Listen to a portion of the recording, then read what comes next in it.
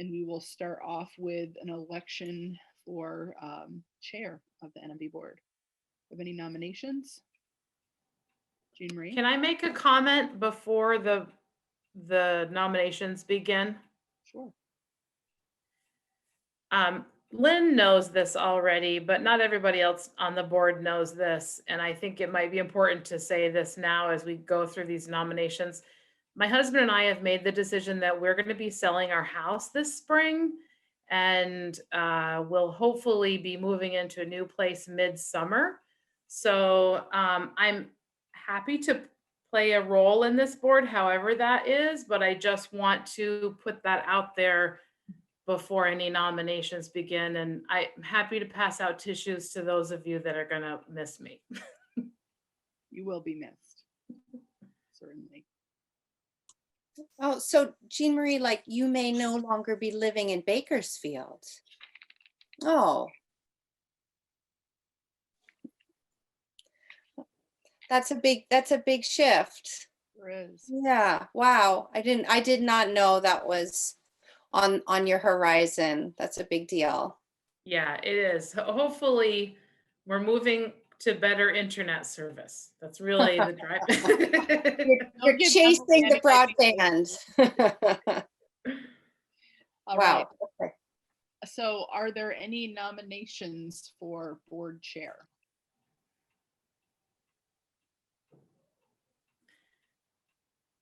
I'd like to nominate Mary Niles. Okay. Are there any other nominations?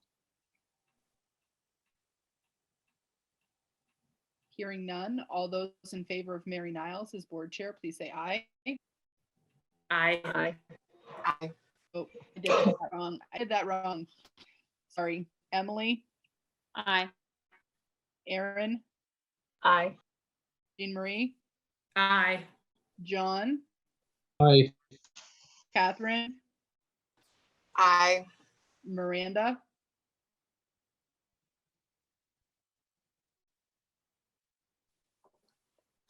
Wondering if Miranda maybe stepped away.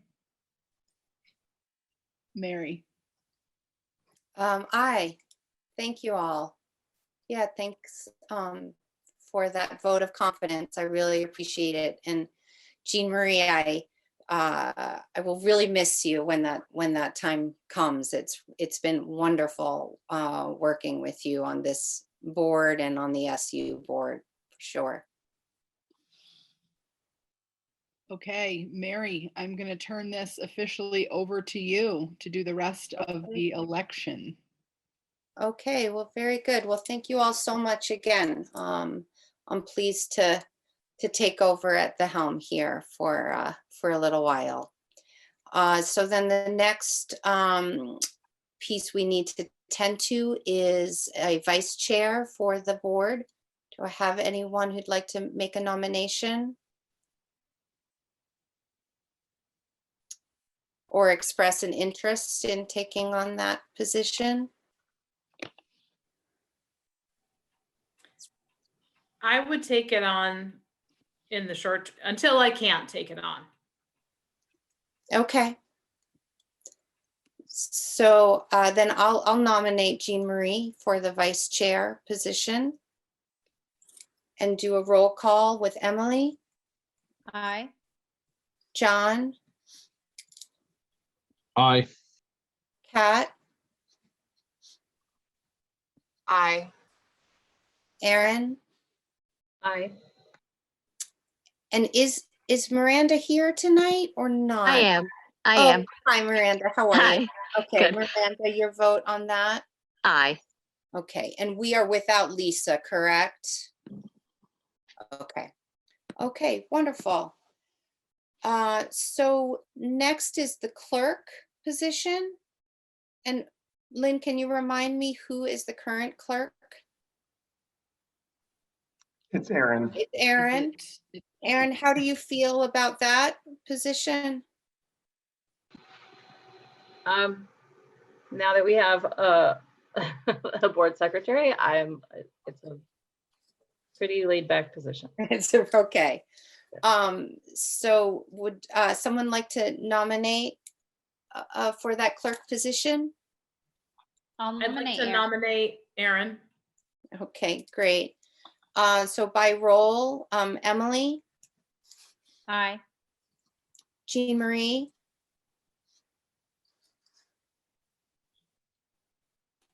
Aye. Kat, Aye. John, Aye. Miranda, Aye. and Mary is an aye. So the next appointments are for the policy committee. We have 2 people who sit on that. I know Kat, you are one, and I need a reminder as to who the other Lisa. person is. Lisa Lisa, Hingo. okay, And I spoke with Lisa today and she would be willing to take that seat again for the upcoming year if we'd like. okay, great. And Kat, do you have an interest in continuing that work? I'm willing to, but if anybody else wants the opportunity, I would be open to that as well. Okay. Does anyone else have an interest in jumping onto the policy committee? A burning desire to be instrumental in shaping policy? Okay, so Kat, you feel okay continuing to do it? Yeah, I mean, my schedule is so open, so I can make it. It's 3:30 Wednesdays, the Wednesday after this. So yeah, Okay, I'm fine. okay, so I'll nominate Lisa and Kat to the policy committee then. By roll, John,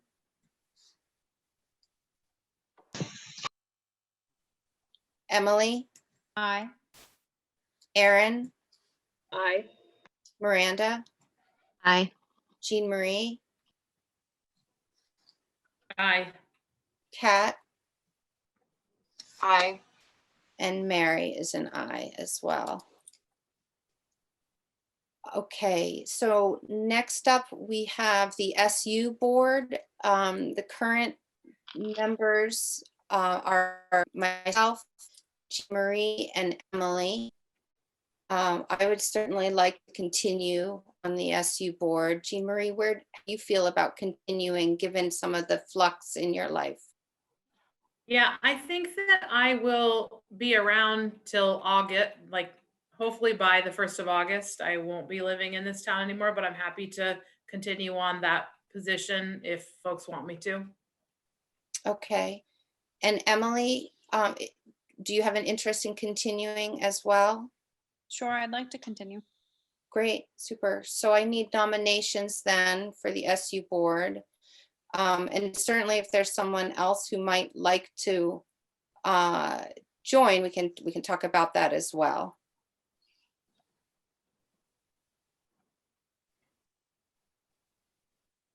If Okay, no one else is interested, then I'll make the nomination for Mary, Emily, and Jean Marie to remain on the SU board.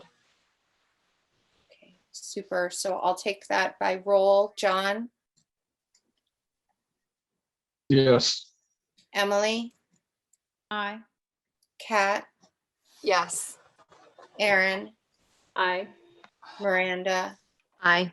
Jean Marie, Aye. and Mary is an aye. Okay, super. Oh, the much beloved negotiations committee. And I am happy to stay on that. We got off easy this year. And then I believe my companion on that is Jean Marie.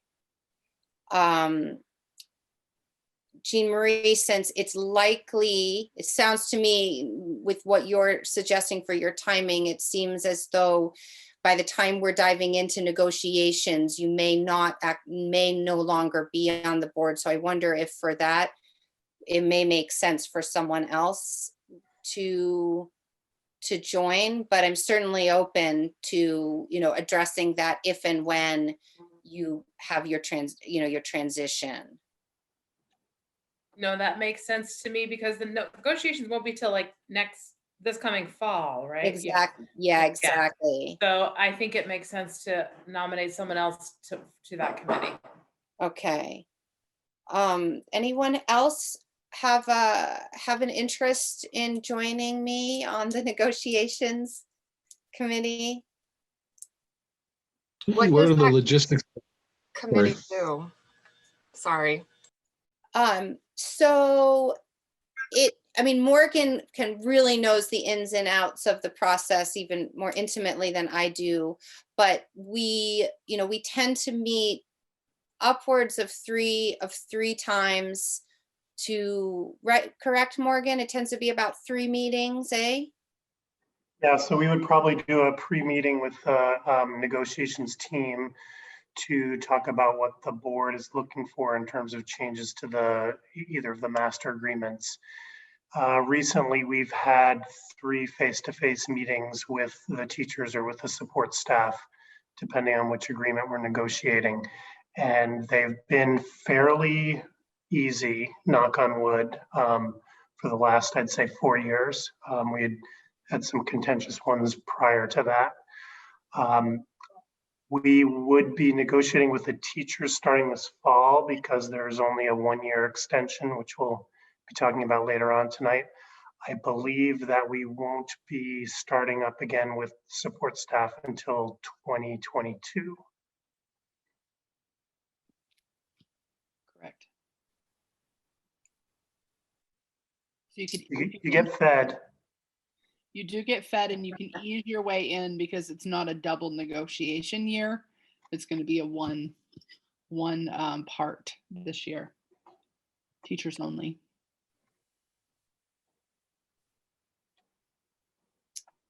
John, can I nominate you?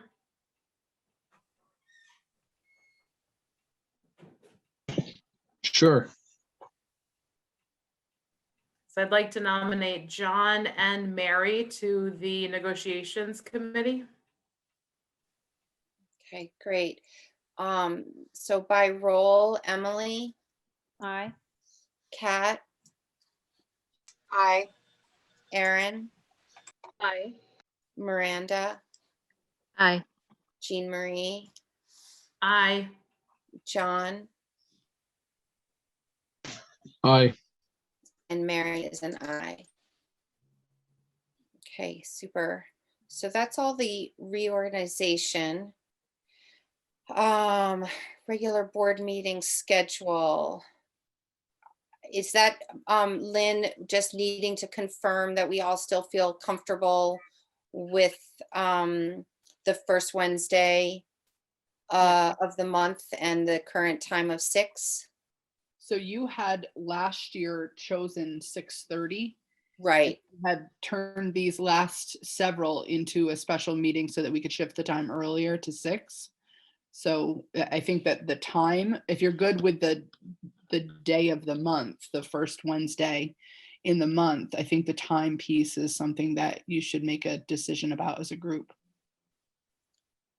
And I think that when we discussed it earlier, a few months ago, when we made that shift, some of it was relevant to that we're still in Zoom mode. And the suggestion was made at that time that if and when we get back to our in-person, that 6:30 is an easier time for folks because of, post-work transition and family and all of the juggling. That was what I recall. Where do other people stand on the current time of 6? And we can certainly revisit it. And I see no reason why we couldn't do 6 for the duration of the Zoom kind of realm. And then if we need to shift back to at 6:30, we could do that later. I thought the 6:30 was, and maybe I'm not remembering this correctly, Jean Marie, that was when you were having to drive to Randolph, if I remember right. On those. Yeah, it was really the commuting aspect for me trying to get to, like, I can't get to Montgomery or Berkshire by 6 usually. So I would agree with Mary. I'm fine with 6 for as long as we're in this Zoom world. And Gosh, I feel like we're maybe kind of sort of coming to the end sometime soon, right? So, I don't know how you go about that. If you want to, I guess leave it as a special meeting for 6, leave it at 6:30 and we call it as a special meeting for 6 for the interim. Either way. You could do it the opposite way or that way. It's whatever the rest of all of you decide.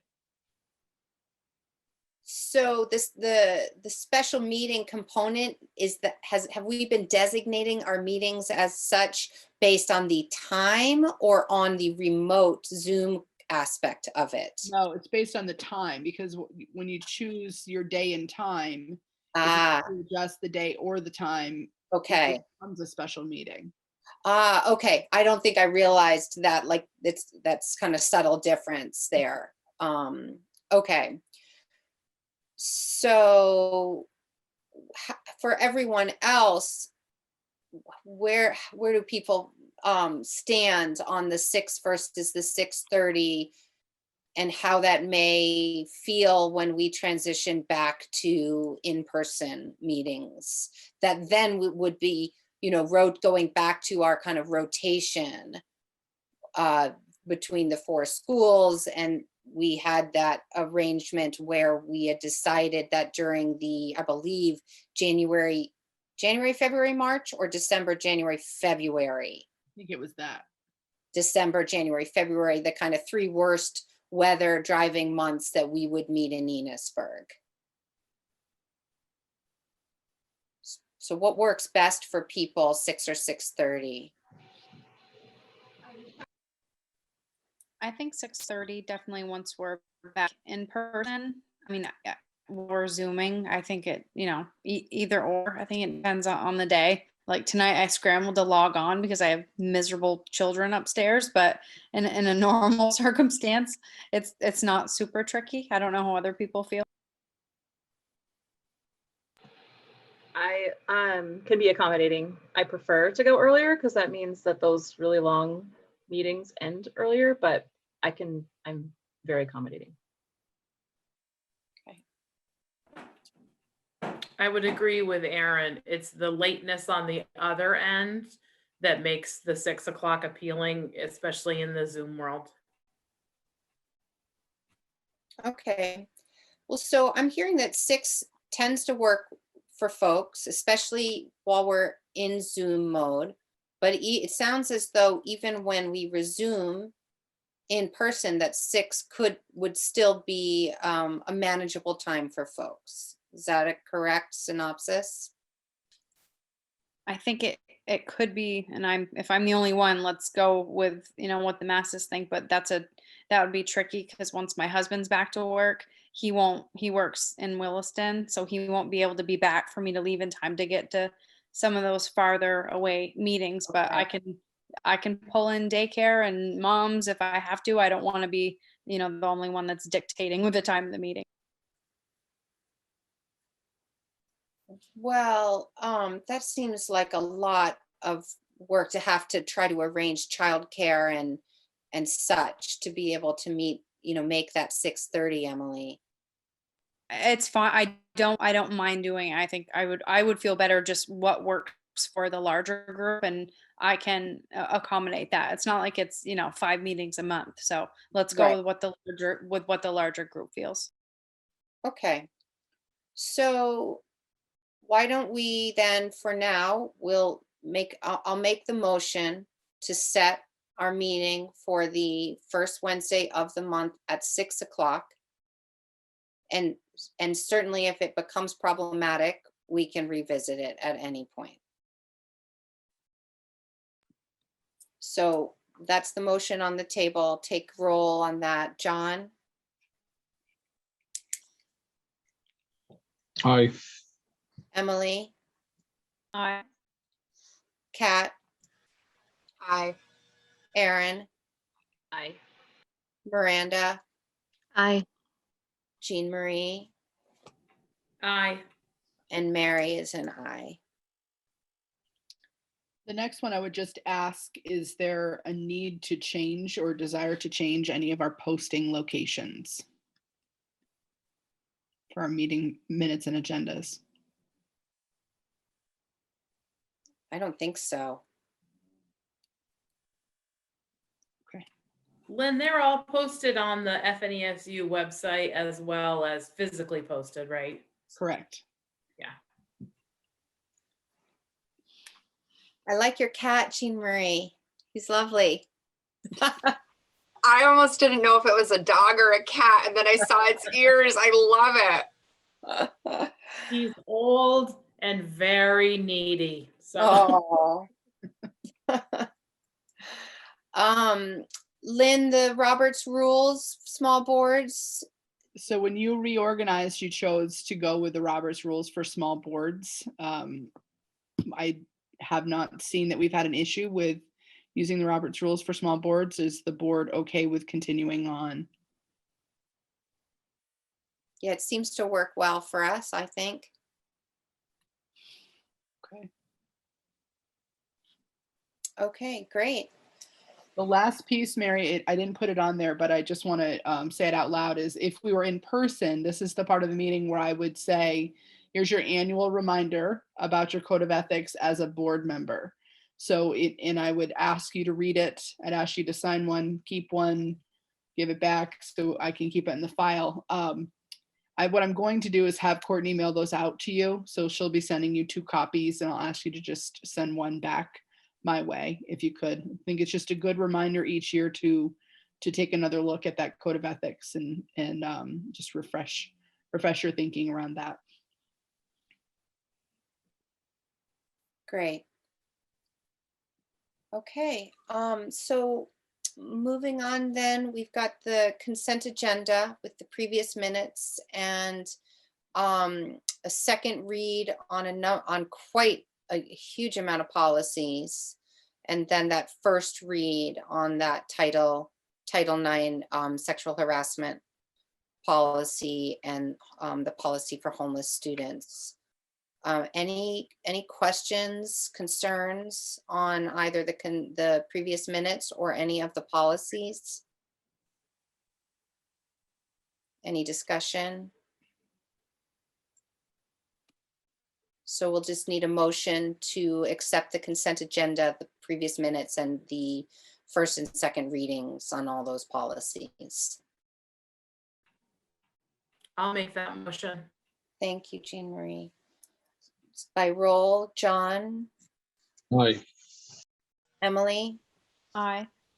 Kat, Aye. Aaron, Aye. Miranda,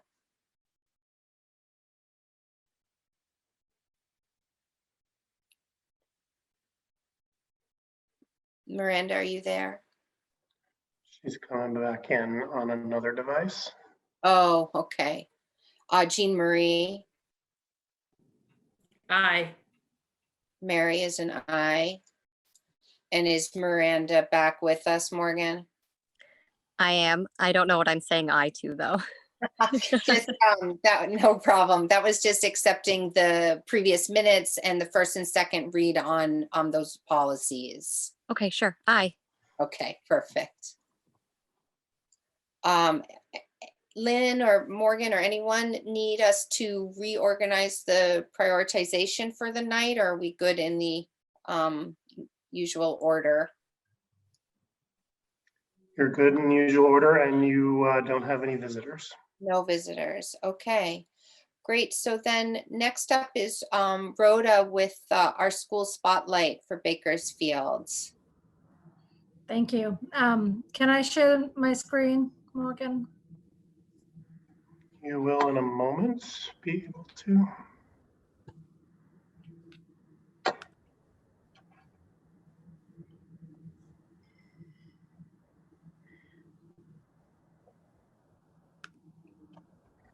Now you should be able to. Right. Share. Oh, you don't want to see that. Let's see if I can find my thing here. All right. Not. There we go. Can everybody see that? No, I can't yet see it. Let me try it again. There we go. Now you should be able to. All right. So I am talking a little bit about MTSS at BIMS tonight. And I will try to keep this short. I could talk about systems for quite a while, but I will try not to take too long to talk about this. I just wanted to share a little bit about the kind of work that we're doing around our MTSS multi-layered of support system. And I'm looking at both academics and behavior. And this has been work that's been ongoing, not just this year, but started last year when I came on at Bakersfield. And I'm going to just share a little bit of the highlights around the work we've been doing. So I want to start by saying that my little presentation here has a bunch of links in it. So I'm going to hopefully send this out to you after the board meeting so you can look into those links further if you would like. That's totally up to you. And the first link that I have is around the Vermont MTSS field guide. It's pretty long and lengthy, and I'm not going to open up the whole thing. But what I wanted to share about that is that during the time at the beginning of the year this year, when we had that extra in-service time, some of our time we spent looking at this field guide, and in particular, the 10 guiding principles of MTSS. And we talked about where we see ourselves at BIMS with each of these principles. The first one states success begins with committed educators who believe that all students learn and can achieve high standards as a result of effective teaching. And so one of the things that I talked a lot about with my staff is that in order to have a good MTSS system, we have to know our why. We have to know why we're even in business as a school and what we stand for. I believe that's where a strong MTSS system starts. And so we talked a lot about our beliefs as educators. And did we really believe that all students can and will learn and grow at our school? So we developed a new mission statement this year that we believe embodies our beliefs and this first principle.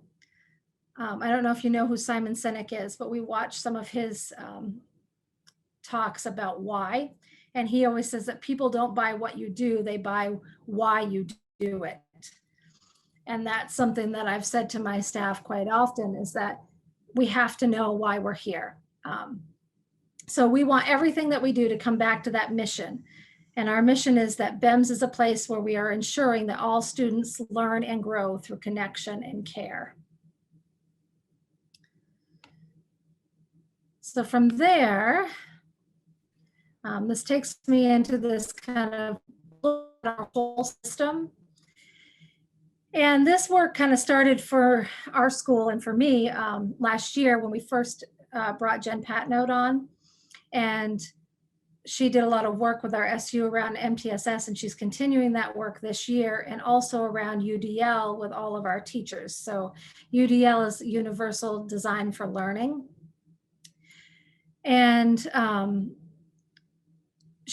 as we were learning about that, I was looking at the systems that were in place at BIMS already, and how I wanted to either continue with those systems or push on those systems a little bit. And so I began to develop this little tree that you see here.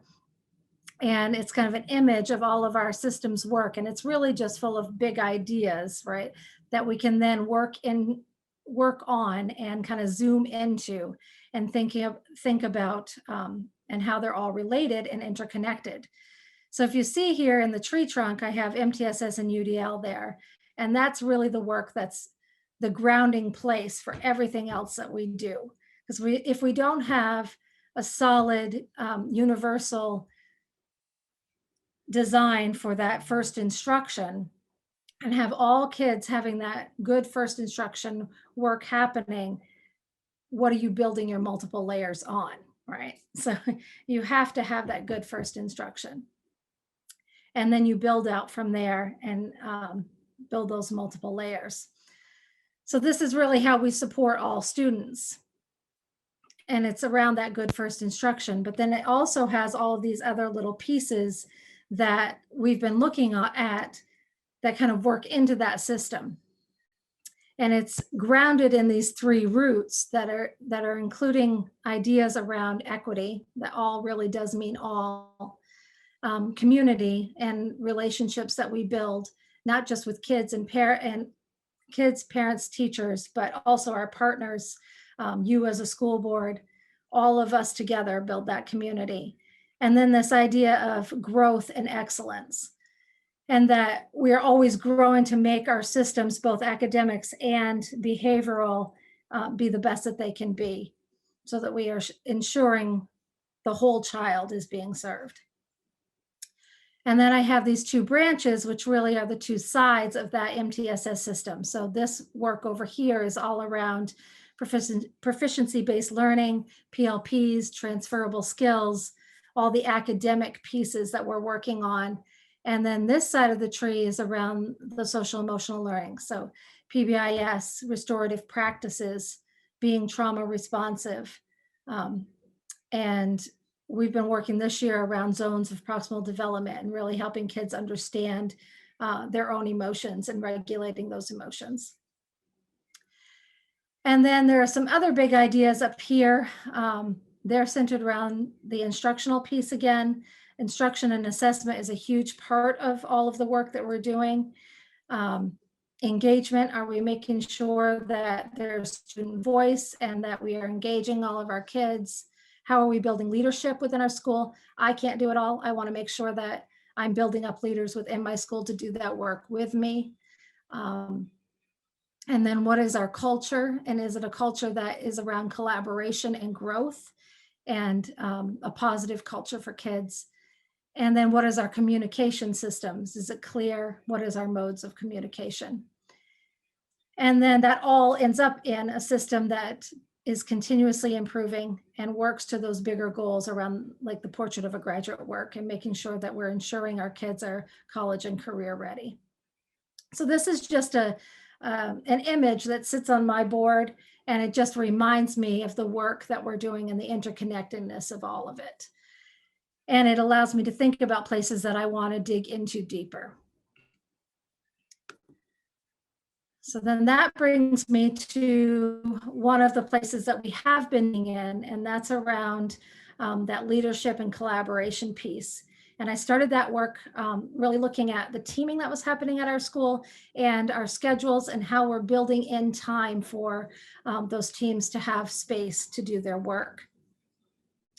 And I just put up here this little image of the levels of support. If you click into this, it's just a bigger picture of that image, but this kind of shows those multiple levels.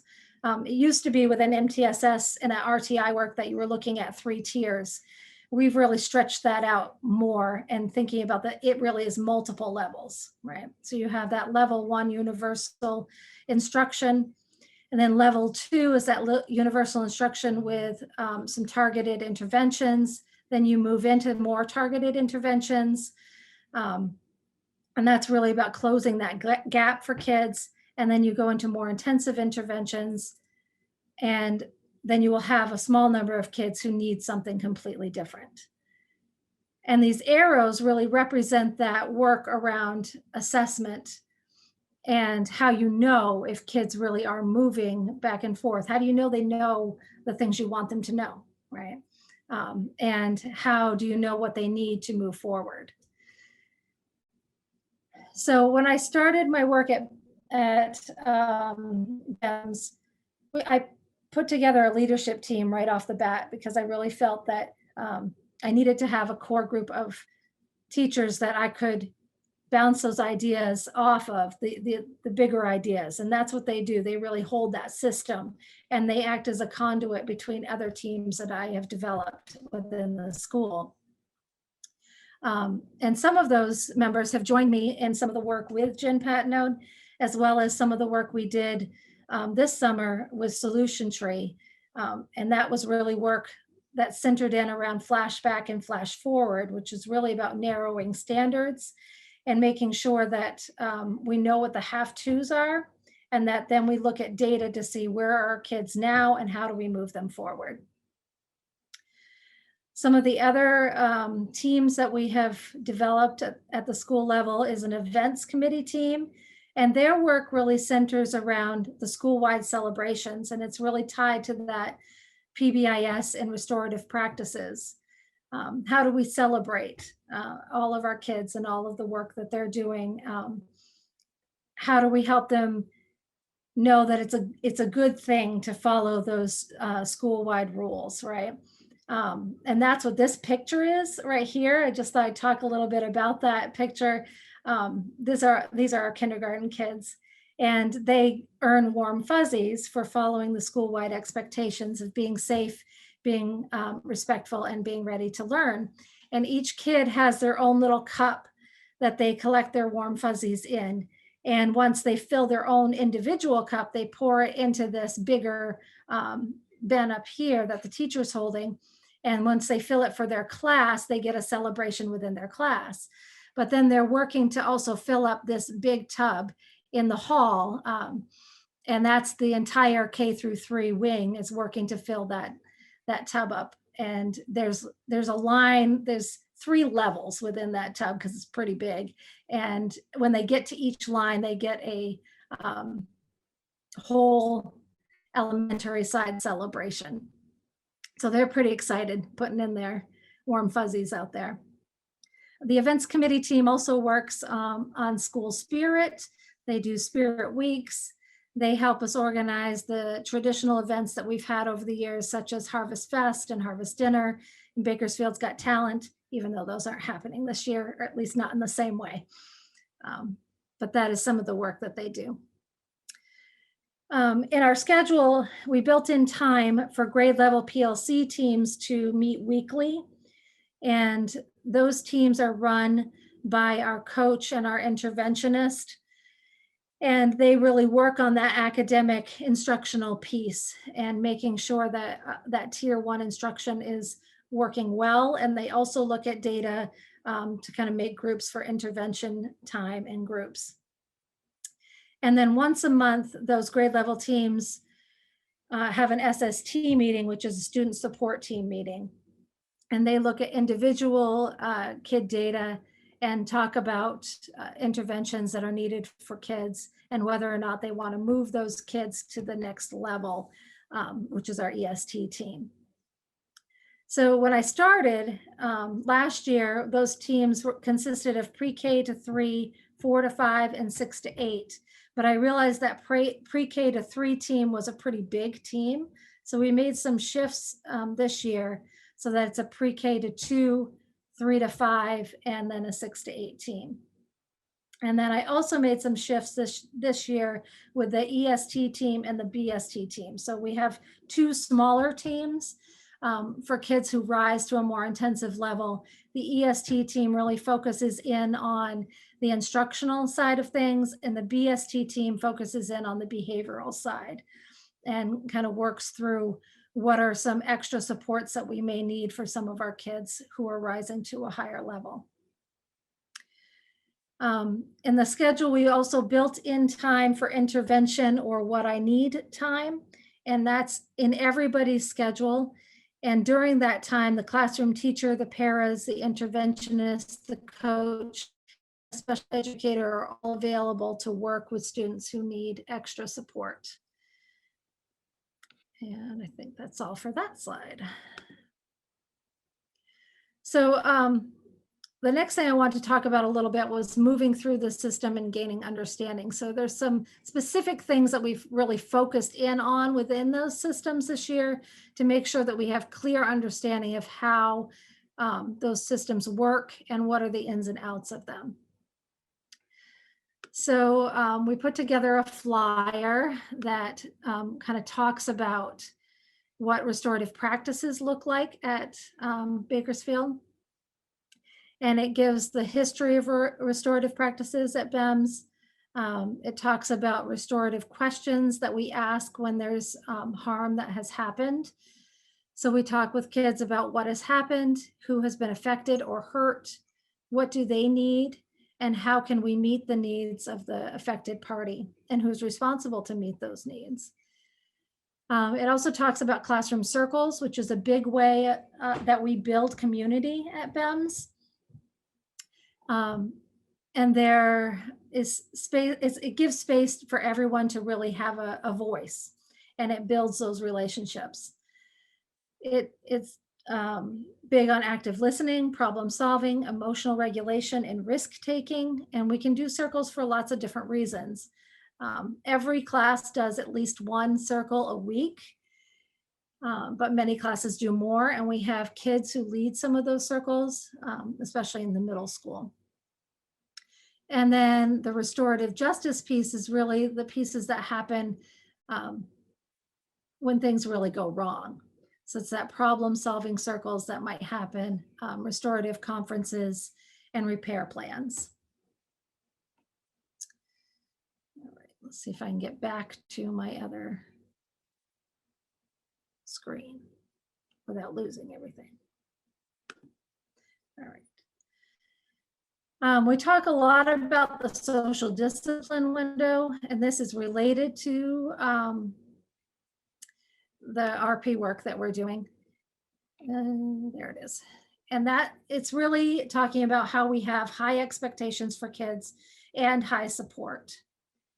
So when you're in a restorative practice zone and you're doing that well, you're in this place of doing things with kids. It's restorative, it's collaborative, it's cooperative, it's responsible, and it holds kids accountable versus an authoritarian way of doing things where it's really doing to, or when you are neglectful and doing nothing, or you're doing for and it's more permissive. It's really about that high expectation with high support. Let's see.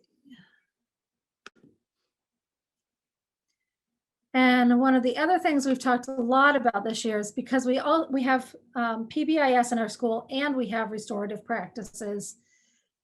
I've been working with Camille Kuzman and Nina Curtis from the RJ Center, as well as with Heather Hawkins.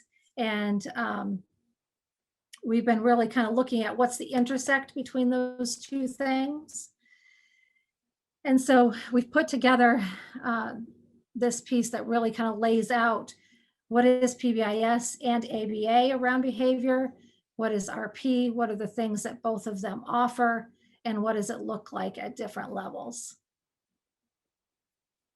And it's not finished yet. We're still working on that, but some of the work that we've been doing. We also have a behavior matrix that we started last year, and I've done a little tweaking to this year.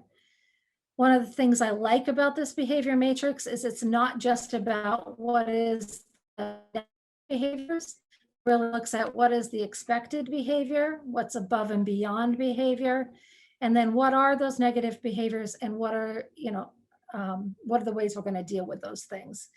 And we've kind of grouped them into 3 different areas. So one is teacher directed and can do in the classroom, and there doesn't need to be documentation around it. If it's a behavior that's a minor behavior, but may need an outside referral, these are the kinds of things that looks at. And then what are those behaviors that rise to the level of a restorative process or a suspension and are more major? And we've added in COVID safety pieces this year.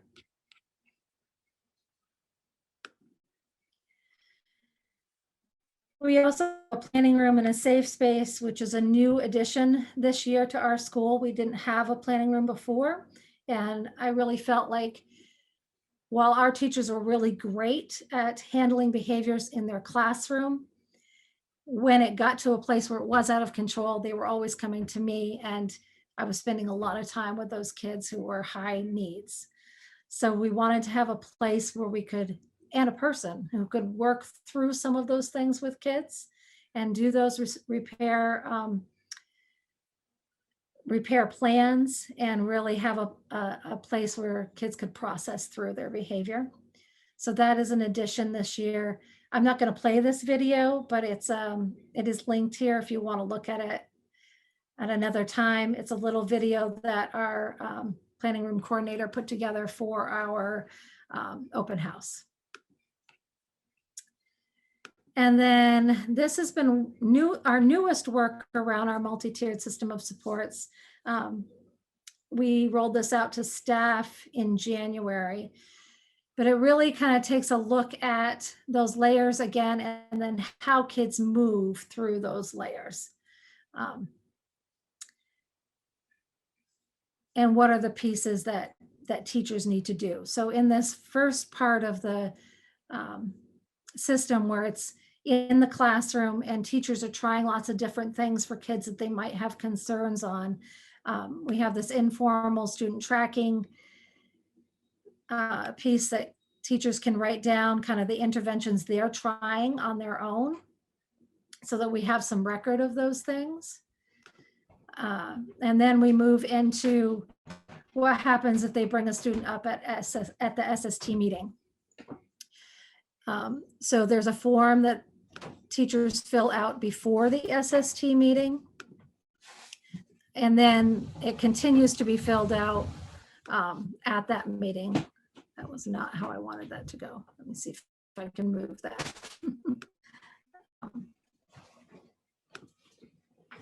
There we go. So it talks about student strengths, and then what are the concerns? And then there's a place for them to make a plan. So what is the goal that they're targeting? What is the date of implementing that intervention? Who's responsible for it? What is it that what's the strategy? And when are they going to review it? And what is the tool they're going to use for success? So what is the data tool for collection? And then I wanted to end this presentation with just kind of showing some pictures of our system in action. So bringing us back to that mission so that we are building a strong community where all students learn and grow through connection and care. And that's all I have for you. Very nice. Thank you for sharing that with us, Rhoda. You're welcome. Yeah, thank you so much, Rhoda. That's really an amazing amount of work. And I love how, I love that holistic kind of vision and approach and how you're operating your school, and it seems like an pretty amazing organism you've got over there. Thank you so much. All right. Any other feedback or thoughts for Rhoda? Okay. So principal reports were attached, but I can go through here and see if anyone has any questions for the principals, or Lenny, do you have anything that you'd like to add to yours? I don't think I do. Was there something I was supposed to add? I thought I'd kind of covered that. No, I just, sometimes people like to kind of, elaborate on something or highlight a particular thing from the report. I mean, I know we don't do a deep dive if it's not your school spotlight time, but no, there's no pressure intended. I don't know if there was something I needed to add more to, but no, I'm feeling pretty good then. You're feeling good? Okay. How about you, Sandy? I'm all set. Thank you, Mary. You're all set. Okay. And Christy? I don't think so. Thanks for asking. Yeah, of course. All right. So Morgan, you're up then. You might want to circle back to Lynn, who's ahead of me. Oh, yeah. I apologize, Lynn. I skipped you entirely. Sorry. I was thinking you were letting me off the hook tonight. No, that was my oversight here. It's so funky trying to juggle all these the way things appear on my screen here. Yeah. With the Zoom. When you try to juggle the multiple documents that are up rather than having the paper in your hands. Yes. I hear you. No, apologies. So yes, you are up. Okay, so let's start with personnel. This first section on hiring is informational, because these are to either temporary positions or support staff. So in Bakersfield, we have hired Courtney Paquette as a paraeducator. Hannah Sandville is filling in as a long-term art sub. And we have art and library, actually, correct, Rhoda? Yes, that's correct. And in Sheldon, we have hired Isaac Bashaw as the long-term PE substitute teacher. In terms of resignations, this is that time of year where we start to receive some of these as people are making decisions for the following year. We do have one that I'll need you to act on, and it's related to Sheldon. So Carrie Brush is someone that was on a 1-year leave of absence. You approved that leave of absence at the end of last year. And with regrets, Carrie has decided not to return. I don't know, Christy, if you want to add in anything there. Just that Carrie had a baby at the very end of our school year last year, going into the summer. And she has very much enjoyed and was grateful that she was able to spend that year with her baby, and wants to, keep doing it. So I'd ask for the board to make a motion to accept Carrie's resignation. I'll make that motion. Thanks, Emily. I'll take roll. John, Aye. Emily, Aye. Kat, Aye. Aaron, Aye. Miranda, Aye. Jean Marie, Aye. and Mary is an aye. So the next section is retirements, and this one I'm going to try not to get choked up because this is a big one for me. Carol Clokey, who has been a paraeducator at Montgomery for a very long time, over 34 years. For those of you who don't know, my first job in FNESU was at Montgomery as a kindergarten teacher and a Title I teacher, and I spent almost a decade there doing that. And Carol was my paraeducator for all those years. She was in my classroom. So this is I get a little emotional when I think about her moving on, but I'm also very excited for her. She's going to be moving on into retirement. So one thing that I would ask that the board consider, Carol did not make this decision in time for the deadline to notify you to be able to just get the benefit of if she has days left that she hasn't used. It's in the master agreement that she would get $25 a day, I believe is what it is. So I would ask the board if you would be interested in considering waiving that deadline on behalf of Carol. Well, I'll make the motion to accept that, sadly, that resignation. I adore Carol Clokey, and she's just been an extraordinary fixture at Montgomery for so many years. And I feel as though just everything she's given to the school and the community, I certainly would hope that the board could honor that ask around the deadline and her being able to utilize those days that are in her master contract. I would make a motion to approve that. So great. So that's the motion on the table, and I'll take roll on that. John, Aye. Emily, Aye. Kat, Aye. Aaron, Aye. Miranda, Aye. Jean Marie, Aye. and Mary is an aye. Thank you. And I do just want to note, Carol's one of those rare people who has now had a generation and then the next generation. And in some cases, she grew up around you. It's just to be a loss for sure in memory.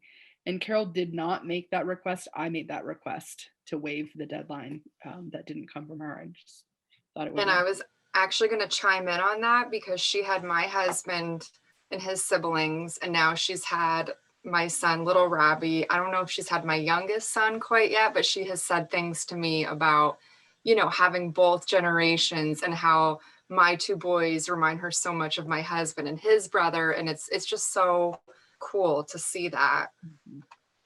Absolutely. So the next part is around open positions. So the positions that we have open that we know of so far, or we know that in Bakersfield, we're going to be hiring a middle school science teacher. At Berkshire and potentially Montgomery, they're looking for an academic coach. In Sheldon, an elementary teacher position. So those are the pieces that we know of so far. Between now and the next meeting, I would expect that I'll have a lot more to report there in this section. We'll be hearing from more people. Next up is just informational.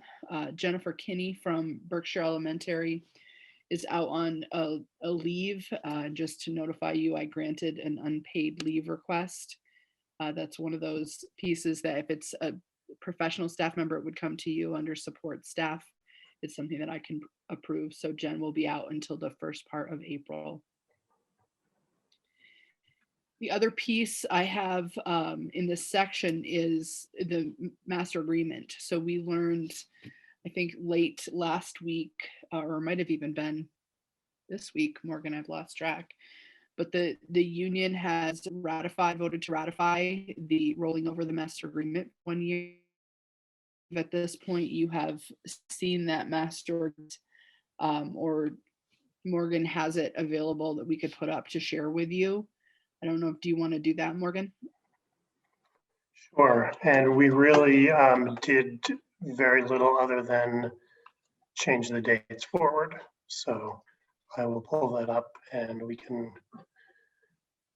go through it.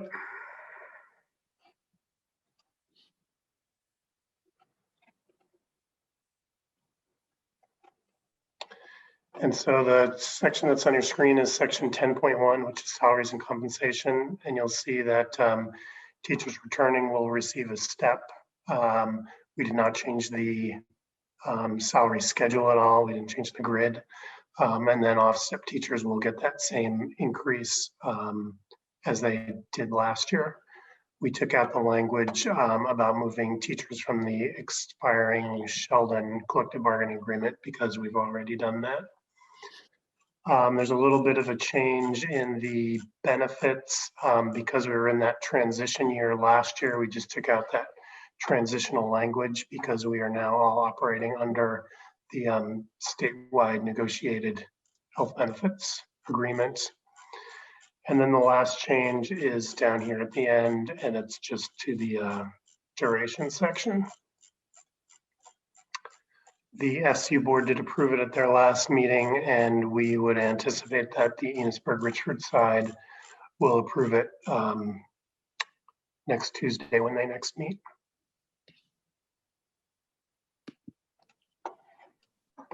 So it's Lynn, not, do you need a motion for the NMV board to approve it as well? All three boards need to? yes. Yeah. Yeah. So this isn't typically how it would go because you would have a lot more to look at. It is what Morgan said. It's basically rolling over the contract for a year and giving the teachers a step. So those were just the language changes that came as a result of that. Great. Well, I'll make the motion to accept the master agreement for 21-22, correct, Morgan? By roll, John, Aye. Emily, Aye. Kat, Aye. Aaron, I'm going to abstain. okay, Miranda, Aye. Jean Marie, Aye. and Mary is an aye. Okay, thank you. I do have something under student this month. We have a request from a family in Berkshire, and I'm gonna read the letter I received, but I'm gonna take the name out. I don't think the name part is the important part. So the family is requesting that their child be able to remain in Berkshire for the remainder of this year. They have had to, due to something unexpected with their home, had to move to Richford. And it looks like they'll be there through the end of the year. This year has been really challenging for the student, both socially and academically, and the parent is concerned about having to make a change in schools at this point in the year. The child is in 8th grade, is getting ready to transition to high school, which would mean that ultimately the child would have 2 transitions instead of 1. So the ask is, would the board consider, given the situation that we're in COVID, allowing the student to finish out the remainder of the year at Berkshire? Absolutely. I mean, that's how I feel. I can fully support that. I mean, it's usually, I think we've had if it was normal times, we'd say no, because it's March and there is theoretically plenty of time. But given all those complexities and being 8th grade and getting ready for another major transition, I am fully in support of that family and that student being able to stay where they are. Any other folks want to weigh in? I totally support that too. And Mary, is there like a time frame then, though, in typical years, you're saying that if it's like not close enough? I don't remember. I know we had that one last year or the year before, and it was, I think, pretty close to the end of the year. But so is there kind of like a... I think historically, especially when, we were, single district, I mean, we never had a set date. I think it was somewhat arbitrary, and certainly there's just, in any of these situations, there's just so many kind of factors, family issues and other things that, come into play. So we always took it on a case-by-case basis. We tended to say, if it was, the last like month and a half of the school year, then yes, it makes so much sense to stay the course. I would think by the metrics we used to use, March, we'd probably historically have said, no, you need to go to the school in the town in which you are now residing. But again, we've never had a set date, like, if it's any earlier than, May 1st or something like that. But I don't know how the other districts did it historically. I think it's been pretty consistent the way you just described it. If you're closer to the April vacation period, boards have tended to be more lenient in allowing students to stay. If you weren't there yet, if you were at like this time of the year, boards have tended to say, no, you need to finish in the town of residence. But I do think that given COVID, I think that kids are under a tremendous stress right now. And if we could reduce the transition for the student, I think it makes sense. No, and I'm glad to hear you guys say that, because I mean, even in non-COVID times, if they came to us and said he was having a hard time anyway, and especially being 8th grade, even if it was, I guess I wouldn't even think twice, you know what I mean? It's such a milestone year for this child on top of everything else. So I mean, I'm just glad to hear that we're not necessarily maybe quite tied into a time frame, and that it would be more based on the child's well-being. And Lynn, do you need a specific motion, or can you just let the family know? I think just giving me the direction is fine. I don't believe that I need a motion on this. Anyone else would care to weigh in, or are folks in support of letting this student finish out the year in Berkshire? I'm in support. I know that in previous practice, the requirement is that the parent is going to be transporting the student. I'm sure that's sort of an unsaid comment here. I just wanted to make sure that was part of the discussion. So yeah, I'm totally in support. Provided. Yeah, that's a good reminder for sure, that transportation piece. Okay, great. So sounds like, Lynn, you're good to let the family know that they can stay the course. Okay.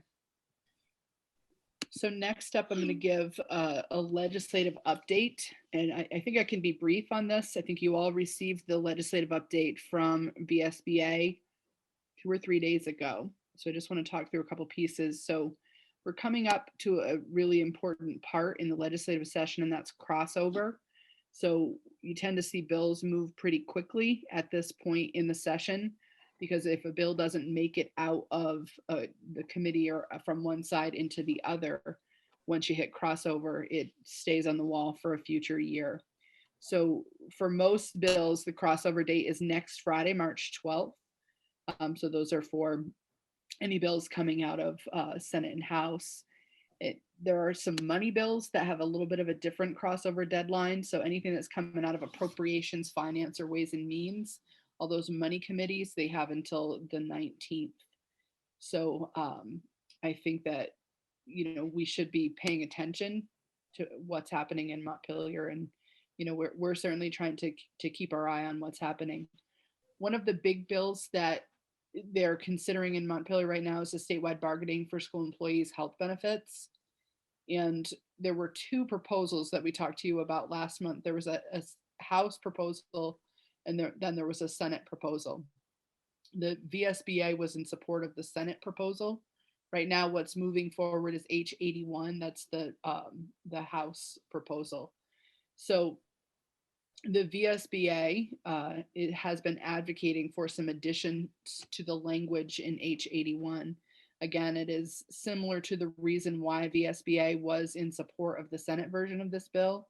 And it's essentially that if, in negotiating for these health benefits, that the arbitrator can balance the providing appropriate access to healthcare benefits with reasonable cost containment efforts.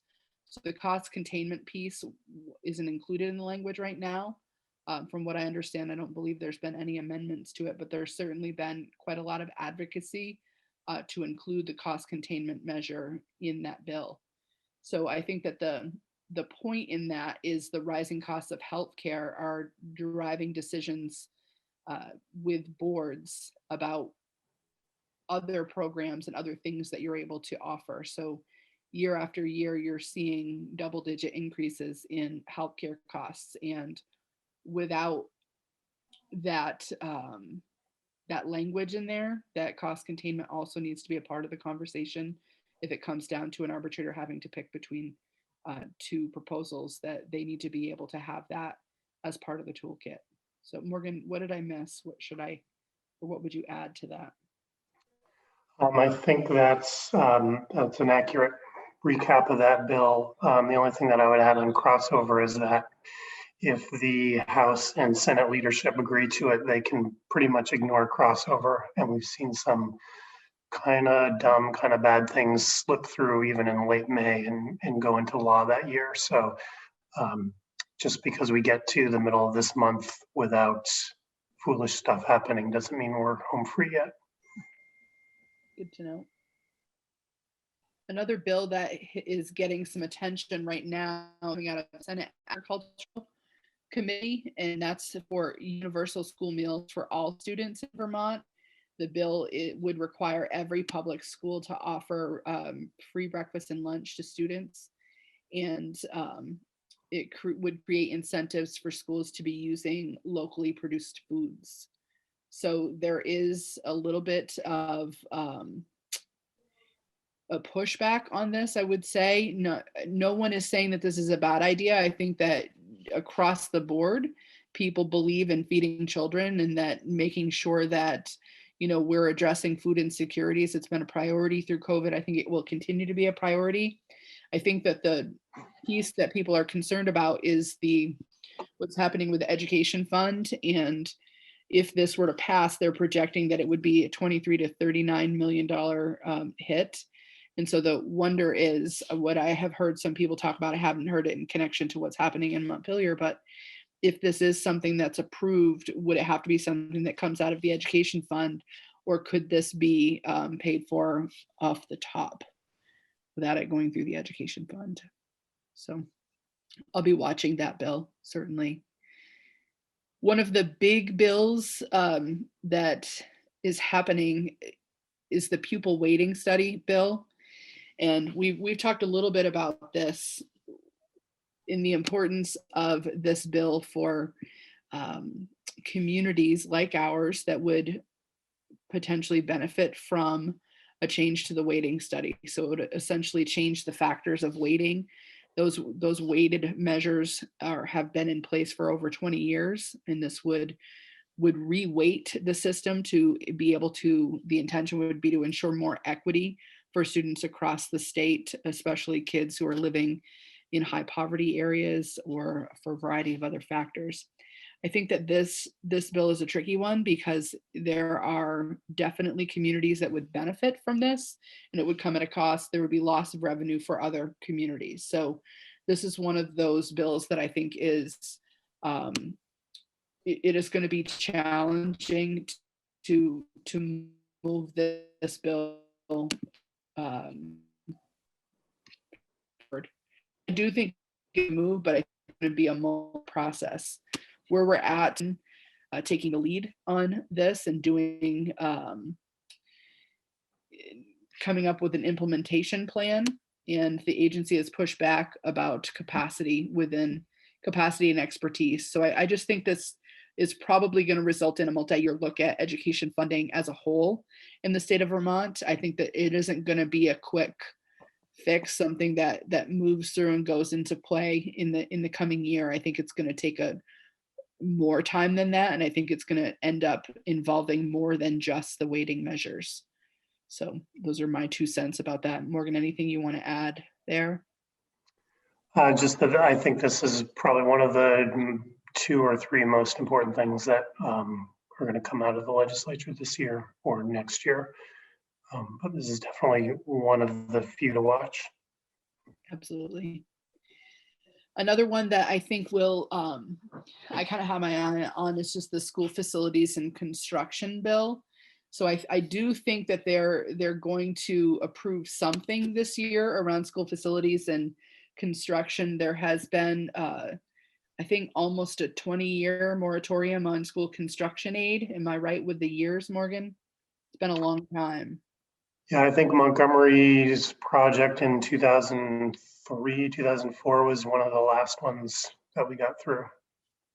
So there's a lot of schools that are dealing with deferred maintenance issues in their buildings. And I think what's going to end up happening is there's probably going to be some money set aside to do a comprehensive assessment of the condition of all of the public schools in the state. And then I think that there will likely then be work done to figure out how to prioritize the needs around construction aid.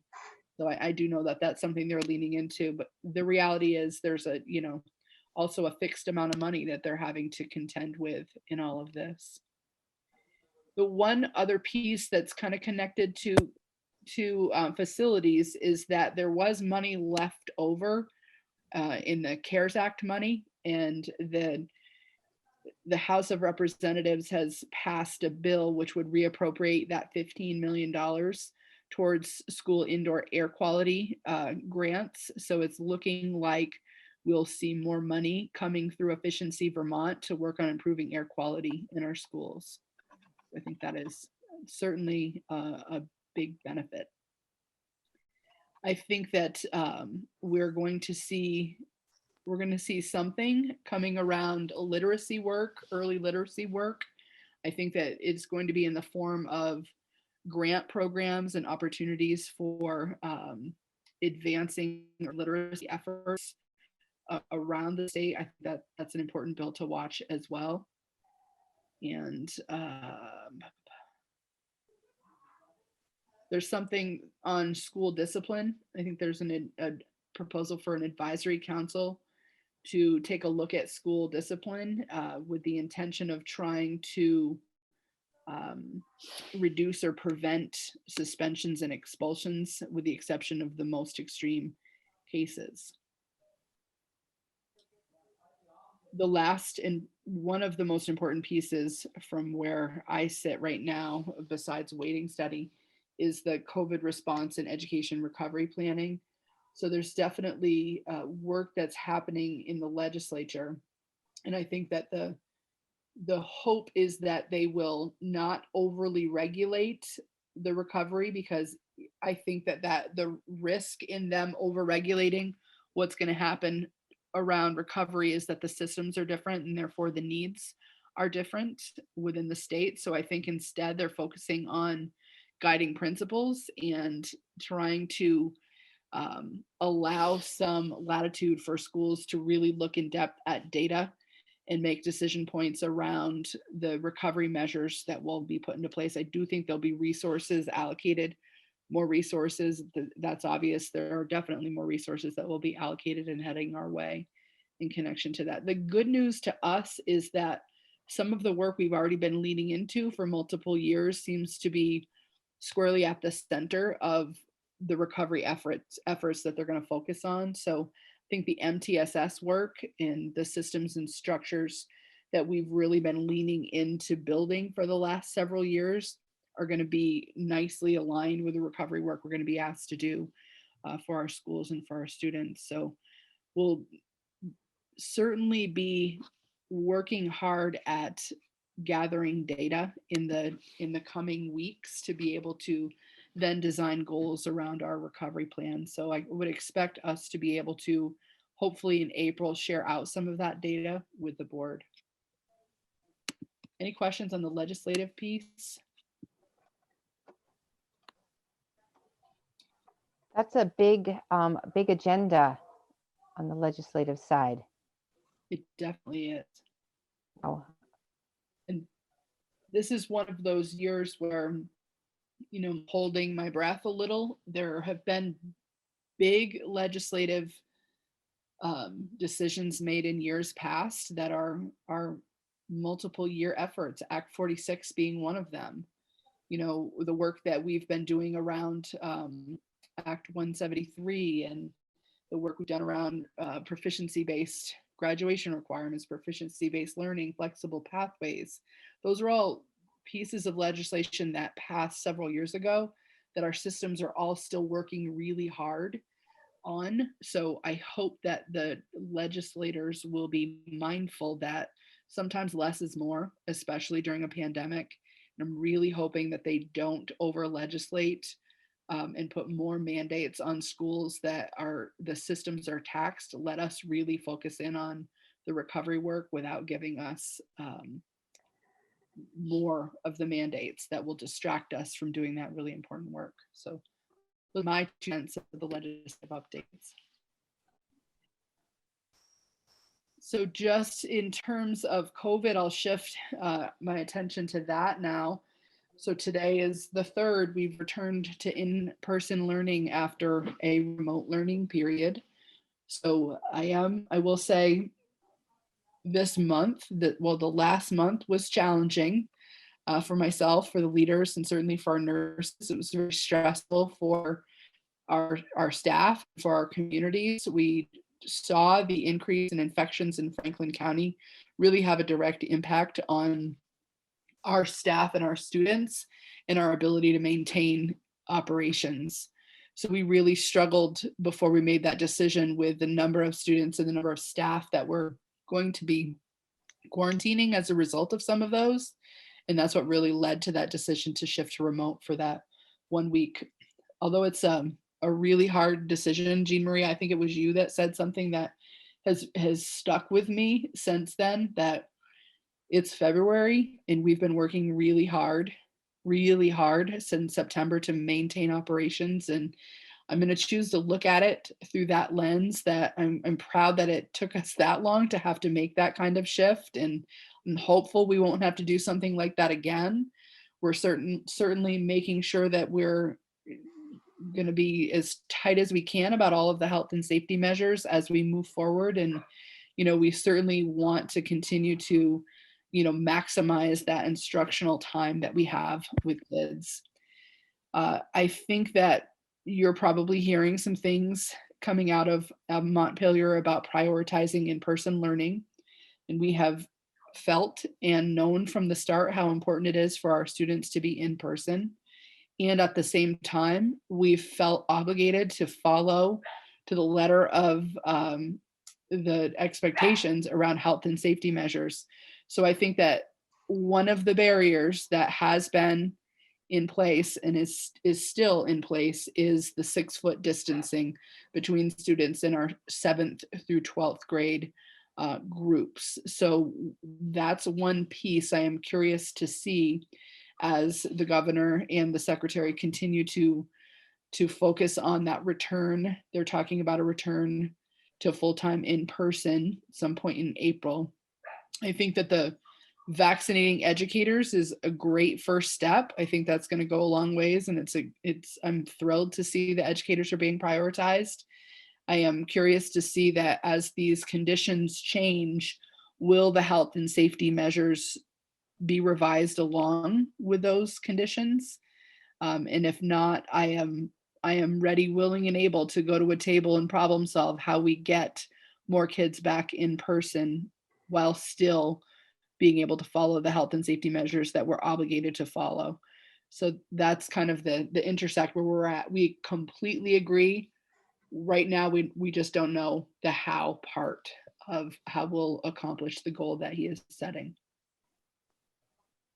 And Lynn, is it more of a challenge at the high school level? I mean, all our 7th and 8th graders in all the NMV schools are now back Monday, Tuesday, Thursday, No. Friday, correct? They are not actually, Mary. We had plans to try to get them back, some of them right after the February break, and I've paused on that because it is a lot more students coming back, and although we have returned to in-person learning, we still have a lot of infections that we're dealing with connected to our schools. So we're going to pause for a moment before we make those decisions. So right now on NMV, the Montgomery students are back 4 days in person. Bakersfield has 6th grade back 4 days in person. Christy, you have 6th grade back 4 days in person? No, you don't. Our plan was to return 6, 7, and 8 after the break. So we're going to work on a return plan. And then Lenny, you have 6th grade back. Yes. So we'll be working in Bakersfield, Berkshire, and Sheldon. In order to accomplish that, we don't have enough space in those classrooms, but there are some alternative plans that we're working on to try to get back to that plan. But I wanted a little more time between the spike in infections before we return more kids. Understood. Thanks for clarifying that. Yes. Any questions about anything that I've reported on tonight? COVID specific or otherwise? I just was going to say, I think it's kind of a bummer move for the governor to be pushing for the in-person, pushing us to go back in person, but also keeping in place that 6-foot rule. To me, like, that's the deal breaker. Like, they have to use the science to change that rule, and then we can return, right? Like, if that's in place with good reason, then leave it. And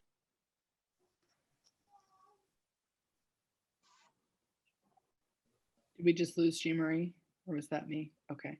Oh, I think it's a matter of understanding the logistics. Like I said, I'm ready, willing, and able to sit at a table and talk this through and try to brainstorm how can we accomplish this, because it's a priority of ours to get our students back. And at the same time, we have a pretty steep priority of maintaining health and safety standards for all of our students and our staff. And that's been our task from day one, is to return our students to school, which we have done. Our kids are back in person. We do have some students that are still in the 2-3 hybrid, and other students who are back 4 days. But we're ready. We're ready to go to the table and put our heads together to say, if this is the goal, how do we accomplish it? And logistically, we know the systems, we know the square footage in the space, we know the human resources that we have available to us, even if we had the money and the classrooms to hire more people to be able to break larger groups apart into two, we don't have the pool of candidates to hire from. They're just not there. So I think that this effort, this priority will take intensive collaboration across multiple groups to be able to figure this out. And so I'm hoping that we'll see some collaborative efforts to try to get to this place together. Lynn, I have a quick question, not on anything you touched on, but I've been seeing on Facebook a little bit some controversy around standardized testing. And so, and whether what I have not been able to discern, is it at a more national level or people posting about specific to Vermont? Are we expecting kids to take SBACs this spring? And is that what some of this unease is referring to? Well, it's a great question because, with the new administration in Washington, they had to appoint a new Secretary of Education at the national level. And so I think that all of the states have been waiting to see where that secretary stance will be in terms of waiving the requirements for standardized assessment through the Every Child, the ESSA, Every Student Succeeds Act. So I think that they were thinking that maybe the federal, at the federal level, they would allow for waivers to not assess this year, but that isn't going to happen, and that's pretty recent. So there is the potential to apply for some limited waivers. So Vermont could choose to waive the when. They could choose to do the assessment in the fall instead of the spring. They could choose to abbreviate the assessment. And I think, I haven't heard this in a variety of places, but I think I heard this in one place, that there is the potential that they also could choose some remote option for administering this. I mean, that's part of the dilemma here, is that every system, most systems shifted to offering a completely virtual learning model for families that were not comfortable with having their children in person this year. So the way it's written right now is that you have to be in person to take the standardized assessment. And we have students that have not been in person at all this year. So it's kind of stemming from a federal, not going to give out waivers to completely move away from the standardized assessment, but now it's shifted to a state level, with Vermont having to figure out how they're going to determine what we're going to do with our standardized assessment. And we were told that we would hear, I think we were told we would hear this past Monday what Vermont's plan was, and we're still waiting on that. So we don't know yet, but we do, expect that there's going to, at some point, probably in April, be a good chunk of instructional time that we're going to end up losing to assessing our students. And do you feel like we're going to find that there hasn't been enough cumulative instructional time over the course of the year for the kids to be ready for SBACs?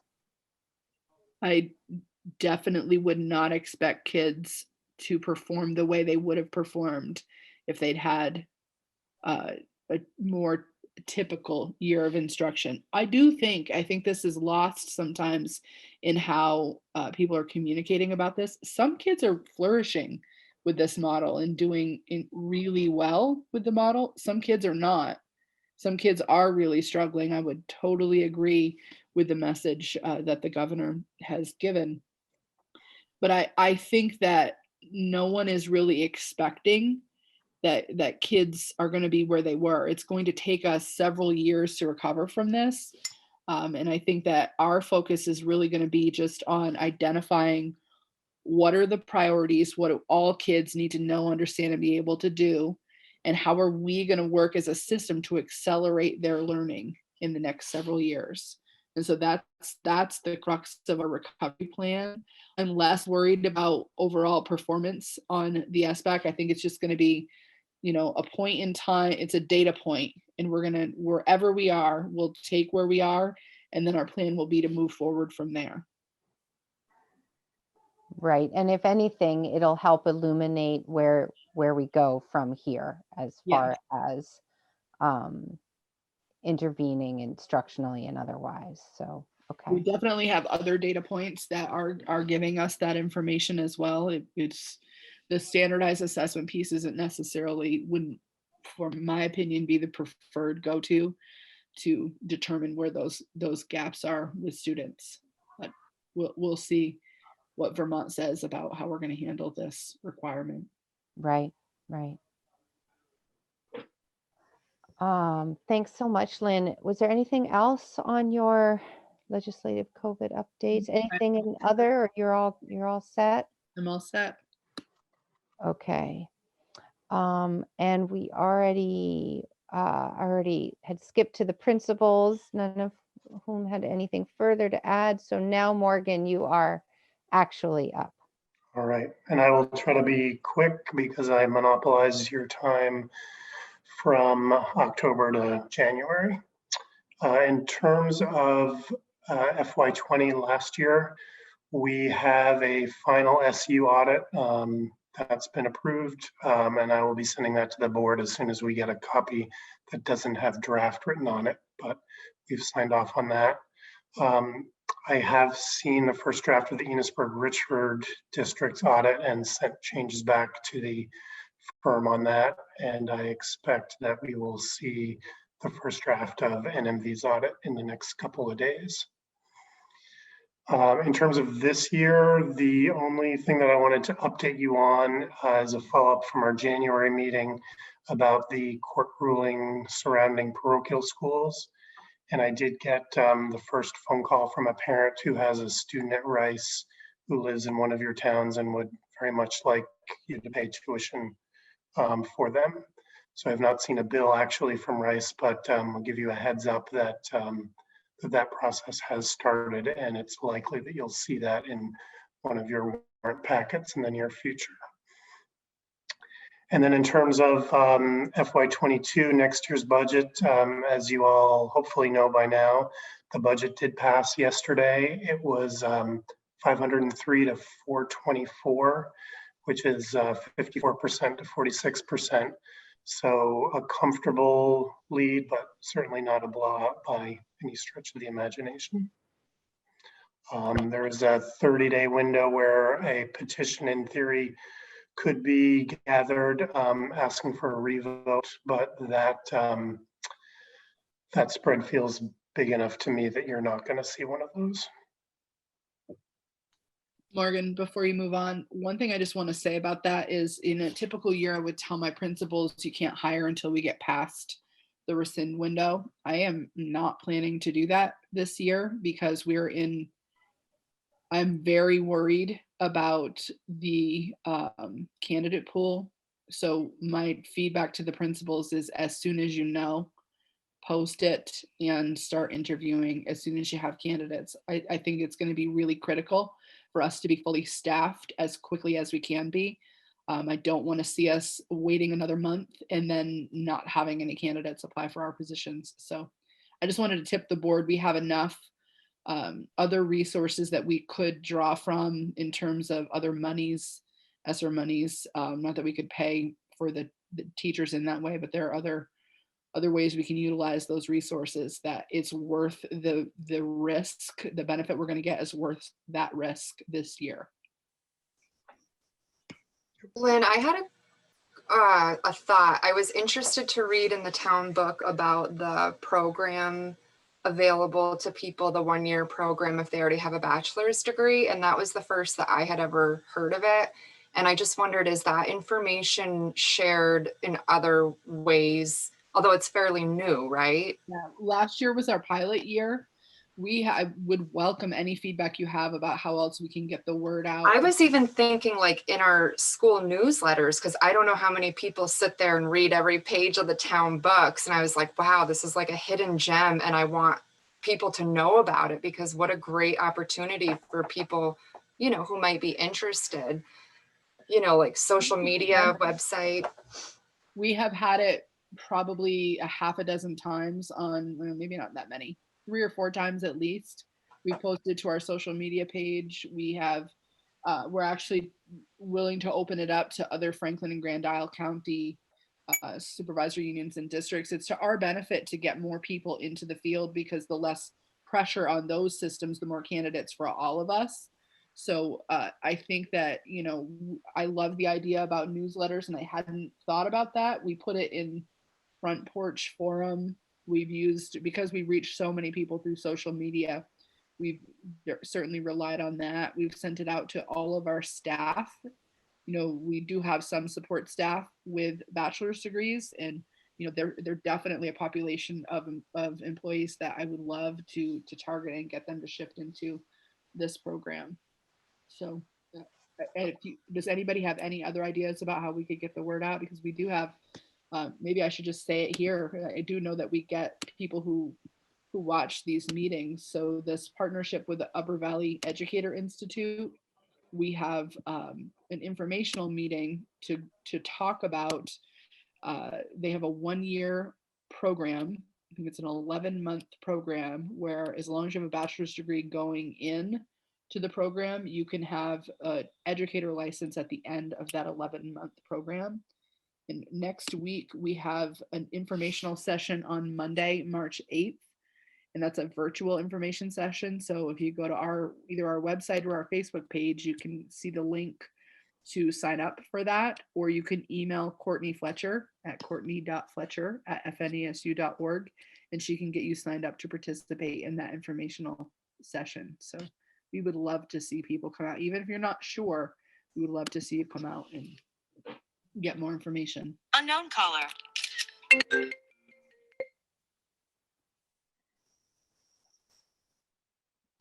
Okay.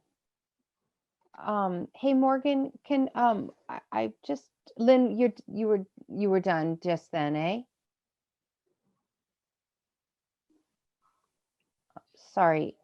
I don't know if it's my Wi-Fi or what's going on, but Morgan, I had a question. Can you back up to the Rice conversation and the parochial school conversation? My Wi-Fi timed out, and so I heard you say that maybe on a warrant, but did I miss that the court ruled that we are now providing tuition payments for religious schools? So the court has not issued a final ruling. They did issue an interim rule. We received guidance after that from the AOE suggesting on how we should interact with those schools, really with all the schools. And I had shared that with you, I think in January, the form that we're now going to send to anybody who wants your tuition dollars, asking them to attest that either all of it is non-religious or a certain portion of it is non-religious. The agency has walked that guidance back and hasn't replaced it with anything new, but we've certainly not heard anything from your lawyers suggesting we should act any differently. So again, we did have one family who said that they have a child at Rice now who would be a tuition student of yours. Again, I sent the information back to them, said that Rice needs to bill us if they want us to consider it, and then that would sort of trigger the paperwork where we send that certification to them.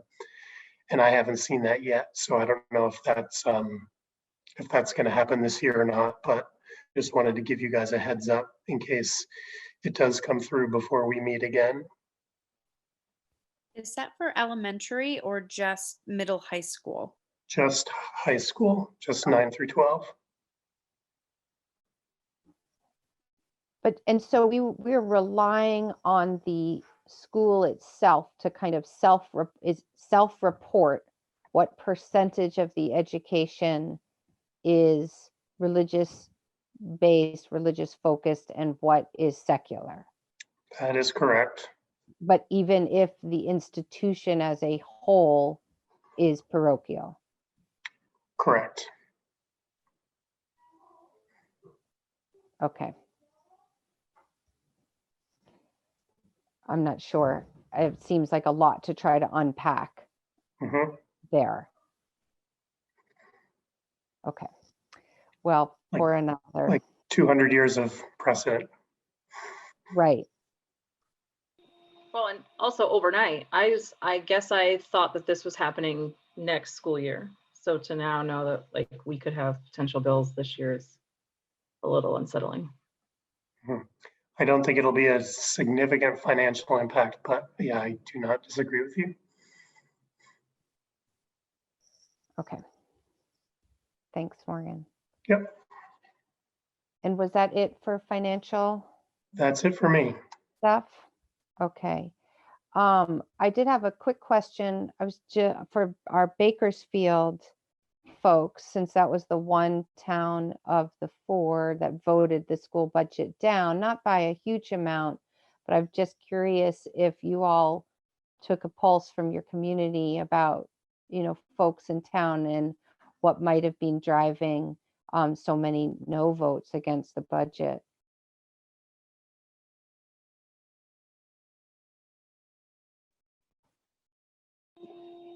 I personally did not hear too much chatter out there. There was a lot of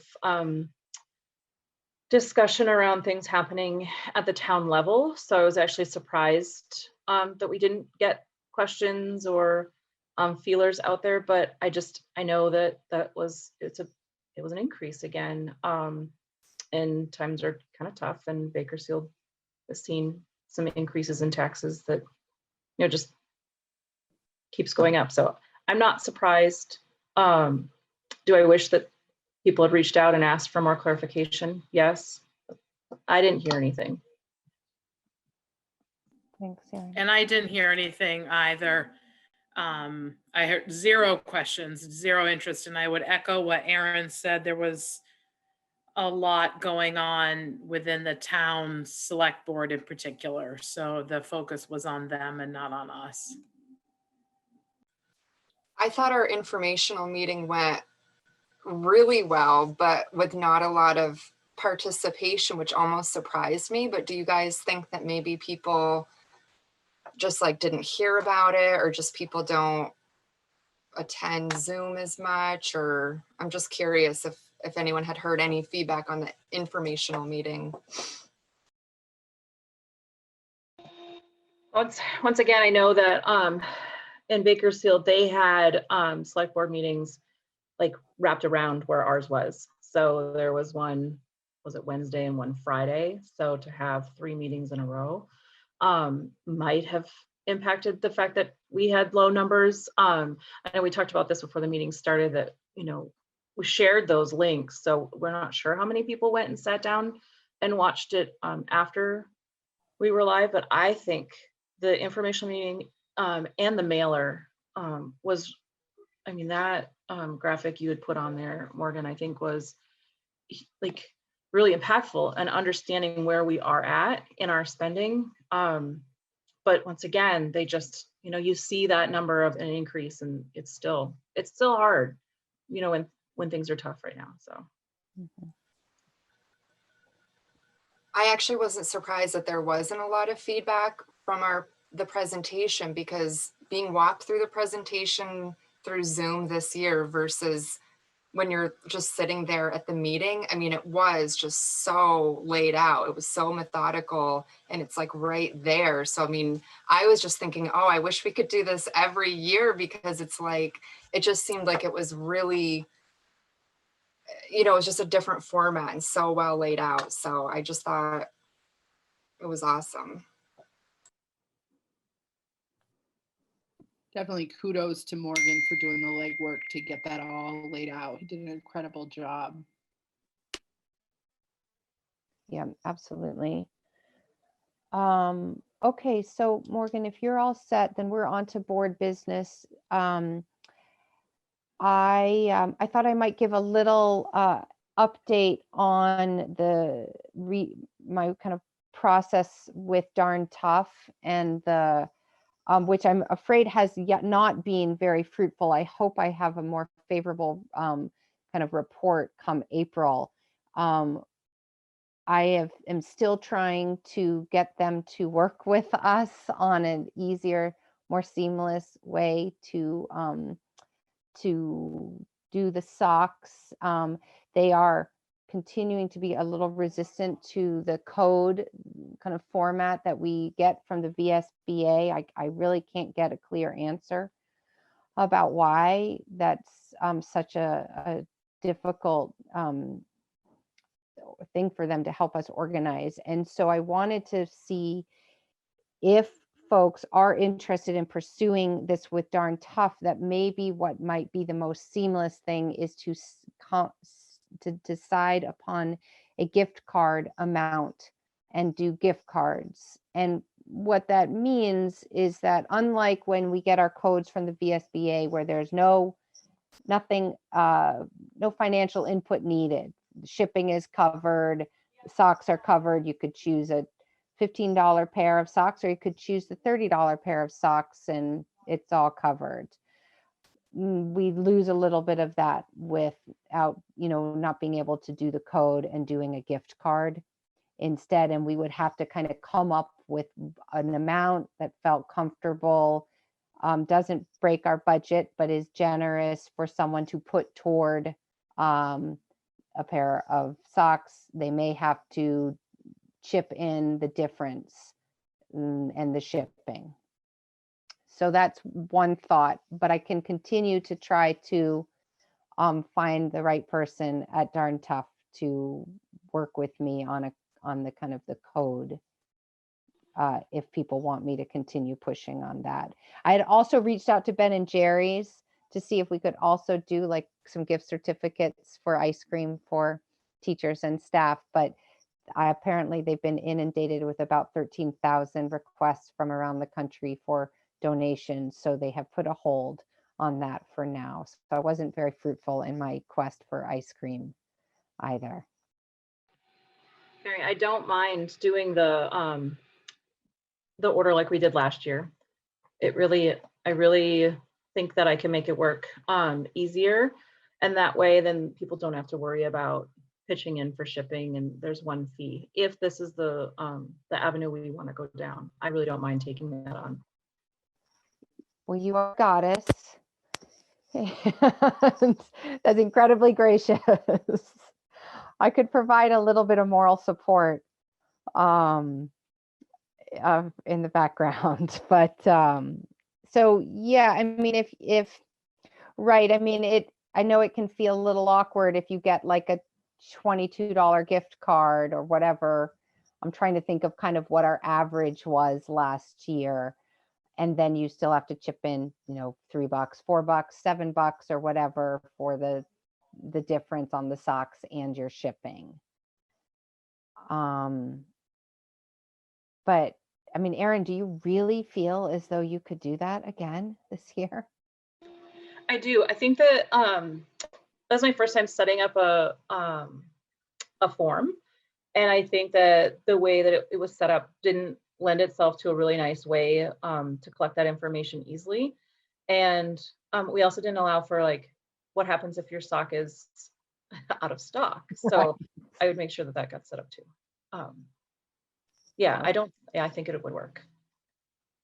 All right. Okay. So what are you saying, Erin, that you're willing to take this on and we won't not to pursue the gift card? Then what I would do is reach back out, because last year they did give us that 15, I'd have to look at the emails. It was either 10 or 15% discount. It was substantial when we were talking in the many thousands of dollars. So I would want to get a confirmation that they would do that, because it's pretty expensive. It was pretty expensive even with that 10 or 15% discount that they gave us on the bulk order. So maybe if we're willing to kind of say, all right, you're not going to do the code process with us for whatever arcane reason, I'll make sure to confirm the discount, and then I guess we could talk a little bit about then what the order form would look like and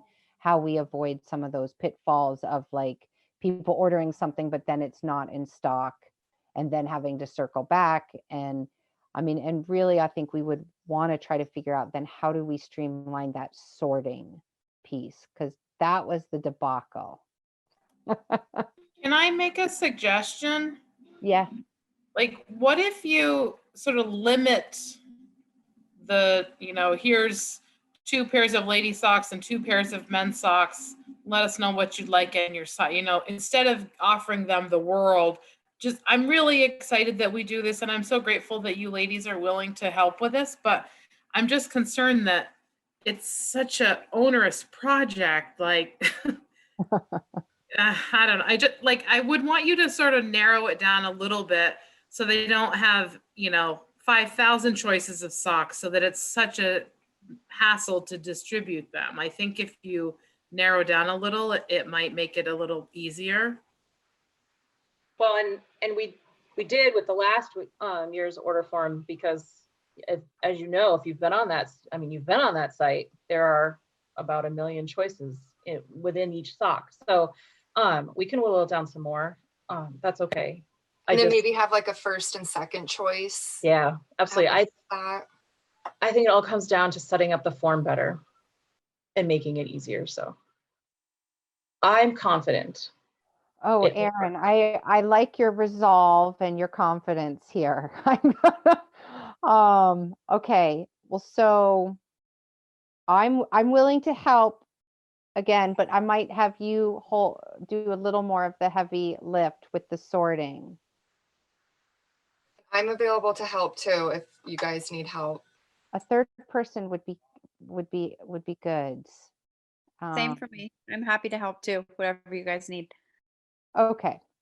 All right. So I'll reach back out, confirm that we can get a discount, and then maybe and then Erin and we'll link, and then we'll pull in other folks as needed for support, maybe around sorting and stuff. I mean, and maybe what we could do is that one person from each of the schools kind of takes their respective school, board member takes their respective school and kind of does that level of sorting. So, because for me, I got everything came to my house.